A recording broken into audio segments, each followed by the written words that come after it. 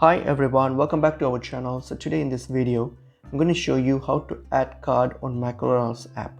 So let's get into the video. So open up the McDonald's app, and if you want to add your card, so you can do that as you order. So I'll show you how you do that. So just choose up, just make any order, add any item to your cart. So just if you just browse through the menu and add any item that you wish to purchase. So just add it to your cart. So once you get to your cart, so for example here I just added some stuff on my cart, so that's my order here. So now if I want to add my cart, so what I'm going to do, I'm going to proceed with the payment. So here, so that's it. So I'm going to click on this pay option here. So I'm going to proceed with the payment. So when you proceed with my payment here, so let me enter this information.